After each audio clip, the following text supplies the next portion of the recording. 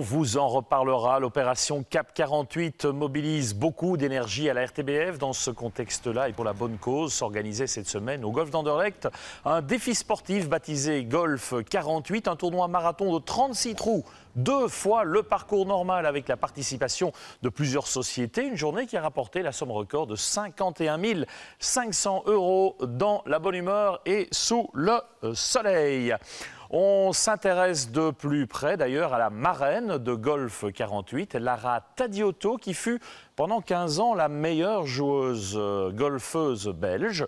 Une personnalité assez particulière, plutôt éloignée des clichés souvent véhiculés par le golf. Rencontre découverte en compagnie de Benjamin de Soninck.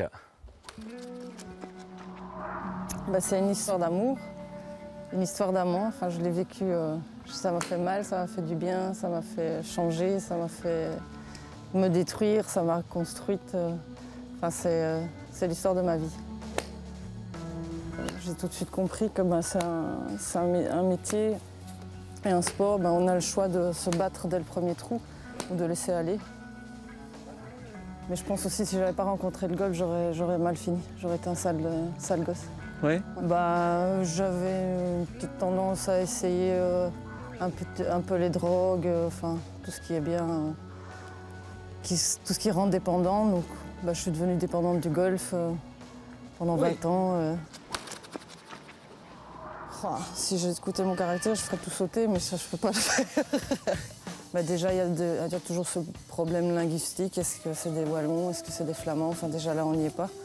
Et puis alors, si vous voyez ceux qui travaillent dans la fédération, et vous voyez les enfants qui sont sélectionnés, c'est toujours en connexion. Donc on est toujours à ce truc de copinage et de système où on va choisir plus un enfant qu'un autre parce qu'il a un nom, parce qu'il y a une connexion. Et on ne va pas vraiment le prendre via ses résultats. Moi, j'ouvrirais plus aux jeunes, je ferais plein d'efforts pour que ça soit ouvert aux jeunes, c'est eux qui vont donner le moteur. Mais au golf, il y a beaucoup de gens, je ne sais pas pourquoi, qui font le golf social. Parce qu'on rencontre des gens qui ont un niveau, qui gagnent de l'argent, et alors ça fait bien. Alors il y a beaucoup de golfeurs qui ont tout l'équipement magnifique et puis ils ne savent pas taper sur une balle. Il y a 3-4 ans, je travaille encore au Ravenstein. Et j'arrive dans le parking et je vois Nicolas Colsart, tout maigre, pâle. Je dis, qu'est-ce que tu fais là? Il me dit, c'est le seul endroit où on me laisse tranquille. Où les gens ne viennent pas me dire que je suis qu'un petit con et que je ne sais pas jouer au golf et que je fous ma vie en l'air, etc. Et du coup, après ça, il est parti en Australie et il a quand même cloué le bec à tout le monde. Moi, je suis bien contente. Parce que les gens le critiquent pour ce qu'il a pu faire et s'amuser, mais je veux dire, c'était un gamin comme tout le monde, il avait le droit de se trouver à sa façon. Le fait de me réveiller, de ne plus avoir d'adrénaline de la compétition, ça change. Après 17 ans, tout d'un coup, il n'y a plus rien, on reste au même endroit. Et là, je me suis dit, qu'est-ce que je pouvais faire qui pouvait me donner autant la patate? Et je me suis un peu lancée dans le coaching vraiment un peu plus mental. Donc j'ai fait des formations, ça m'a aidé, ça m'a nourri.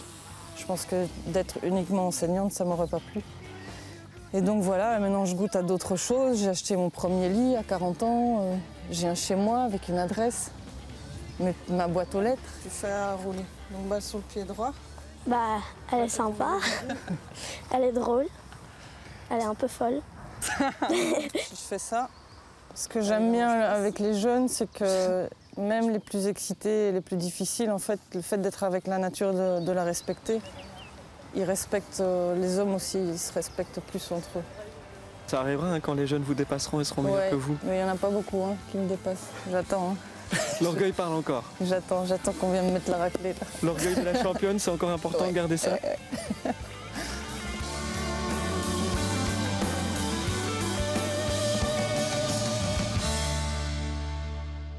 On vous avait prévenu un personnage.